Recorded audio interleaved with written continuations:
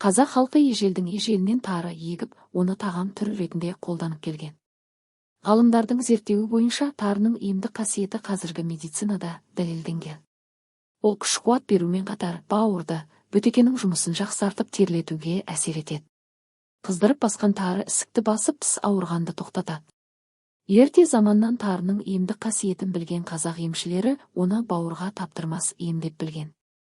Тарының дәнінде орта есеппен 12% нәруыз, 4% май, 81% крахмал, 1,5% жасұнық, клетчатка болады. Тарыдан жасалған тағамдар адам ағзасына күш-қуат беріп, иммунитетті көтереді. Бір кесе сүтке тары бөктіріп жеген адам күні бойы тоқ жүреді. 30 күн ораза кезінде халықтың тары талқан жейтіні де сондықтан. Оның құрамы микроэлементтерге бай. Сүйекті, тырнақты, шашты қатайтып, жарақаттың тез жазылуына, терінің жақсаруына алып келетіні белгілі. Сондай-ақ тары асқазан ішек жолдарының жұмысын жақсартып, ағзадан шлактардың шығуына әсер етеді. Құндылығы, дәмділігі жағынан арпа мен сұлы жармасынан асып түседі. Тағамдық қасиетімен түрлі ауруларға пайдасы мол. Құрамында темір мен с дәрумені көп болғандықтан тарыдан жасалған тағамдарды жиі жейтін болсаңыз, қан айналым жақсарады, нәтижесінде қан қысымын реттейді.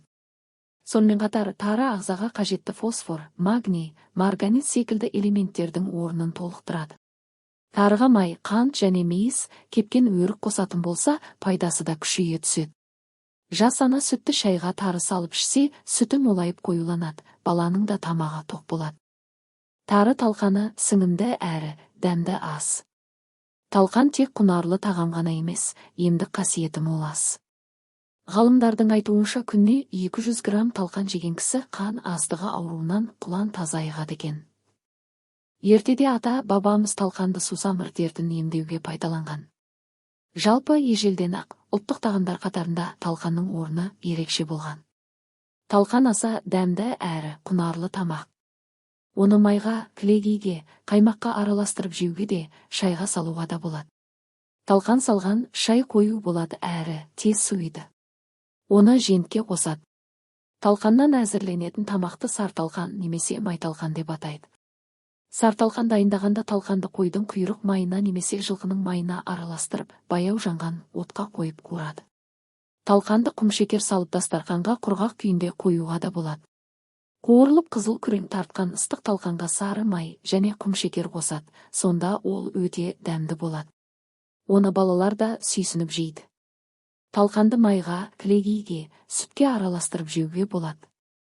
1 килограмм талқанға 200 грамм құмшекер, 200 грамм май қажет. Оны сәбиден бастап қарт кісілерге дейін сүйсініп жеген. Талқан күш-қуат берумен қатар қартаю үдерісін баяулатады.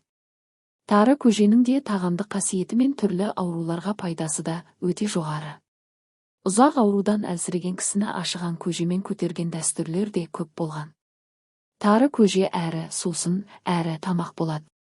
Сіздердің тыңдағандарыңыз Мақсат медициналық орталығының басшысы, көрнекті дәрігер Мақсат Әбдіқадырұлының мұрағат қорынан алынған қазақ медицинасына тән пайдалы кеңестер. Құрметті тыңдармандар, біздің каналға тіркелсеңіздер, қазақ медицинасына тән болған көптеген құнды мәліметтер алатын боласыздар.